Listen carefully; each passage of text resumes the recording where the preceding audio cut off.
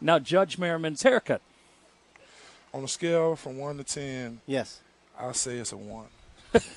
But I'm not going to tell you which way the scale goes. That's all I'm saying. Okay, it'll be a mystery. But who does have the worst haircut on the team outside of maybe Lights Out? Worst haircut on the team. Like, just the worst. Probably McDonald, our guard. He has a fade/mullet, and then he has this thick stash. I saw that, actually. I'm like, what are you doing? I cut it, though. So Did you? Yeah, actually I did. Did he ask you to, or did you just cut it like Brutus the Barber Beefcake? I cut it. I drugged him and Tranquilized him. Tranquilized him. How about Kasim's look out here? Kasim, look, I don't know if y'all ever seen Meteor Man. Have you ever seen Meteor Man? Yeah. The Robert Townsend. I did rent Meteor Man. And the Golden Lords came out. Yeah. That's kind of where he's going. Golden Lord / Cisco. Robert Townsend reference. That's our first of the year. Hey, I got you, baby. I got a lot of references. They said Eddie Murphy, when he was on Saturday Night Live, had to beat out Robert Townsend at the audition. Otherwise, that would have been the star of Saturday Night Live in the 80s. You ever hear that? I don't think that would have been a good show. No. No. It was either Eddie Murphy or Robert Townsend. I think I got enough of Robert Townsend and Meteor Man. I think I did too. And the Five heartbeats. The 4 heartbeats. That's a classic. You can't mess that up. I just did. I got nothing but love for you. You ever sing on the field when you're playing? No. I might do a nursery rhyme or two. Knick-knack, paddywhack, give a dog a bone. Red cake, blue cake, one cake, 2 cake, stuff like that. We heard Larry English put a clinic on singing how damn good he was. Are we getting bad information? Larry English has a very unique pass rush style. Kind of go, hold on. Let me get imitation right here. Here you go, right here. This is him rushing off the ball. Silly bop, bop, bop, silly bop, bop, bop. Do you remember?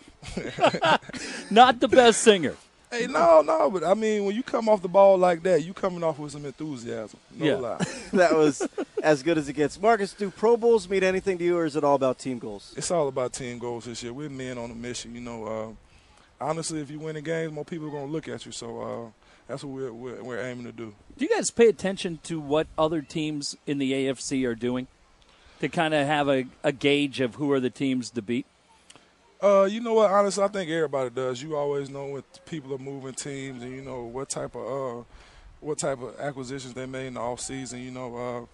So I think everybody in the AFC is wrong. Well, the whole league, you're gonna see it one on the bottom of the ticker or whatever.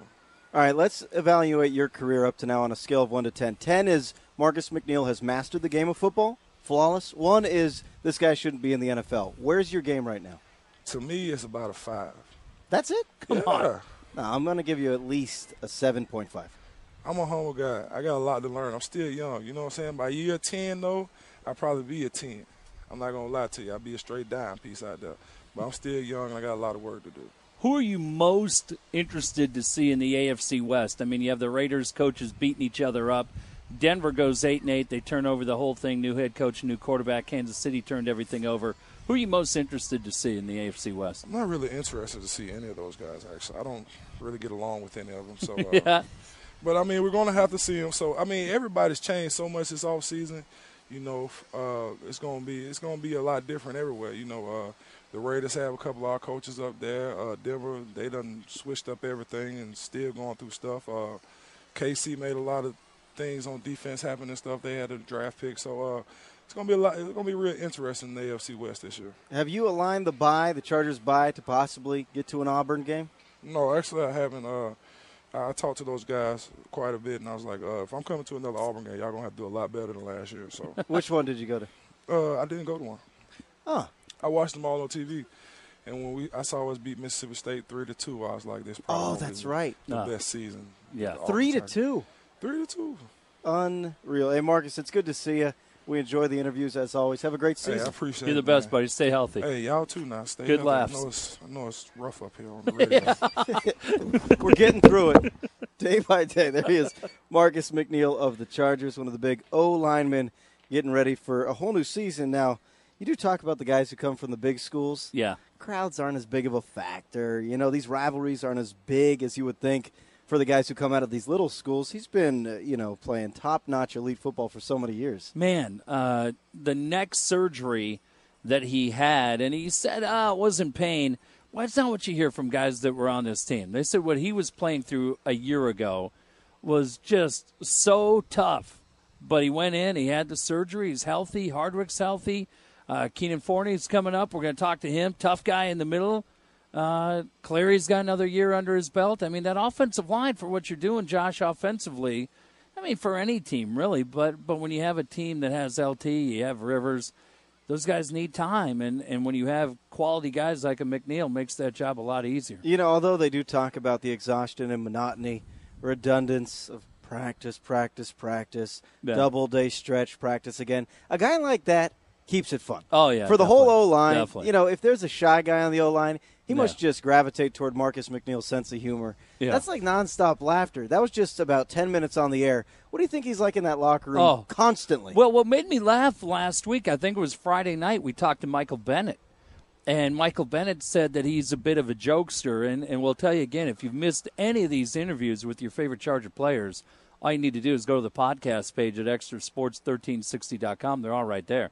And Michael Bennett said, you know, I'm a bit of a jokester. I tend to hang out with the offensive linemen because they don't move that fast, so I can get my zingers in and not really worried about getting ripped back.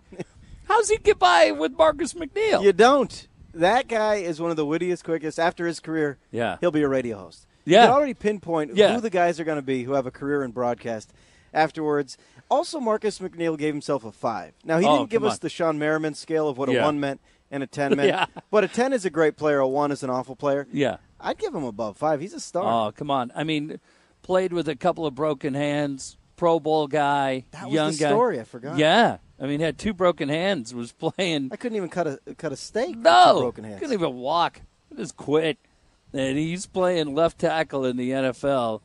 I like Marcus McNeil, and it's good because he's just probably another guy that a year ago we just glazed over that injury. Marcus McNeil, left tackle. What? You can't move your head? Come on, you'll be fine. Yeah, we glazed over a lot. Hardwick, Gates, Clinton Hart, Antonio Cromartie, LT. We glazed over so many key injuries. Impact guys, too. Yeah, I mean, those are not third stringers that we're talking about. Plus, I like a guy who still uses the phrase, I go all balls to the wall. Yeah. Balls to the wall. And knew the 5 heartbeats. Perfect. And a Robert Townsend reference in 2009 is something special. He is always welcome on the show. Big thanks to Marcus McNeil. Coming up next, we'll get to more of your calls, plus interviews from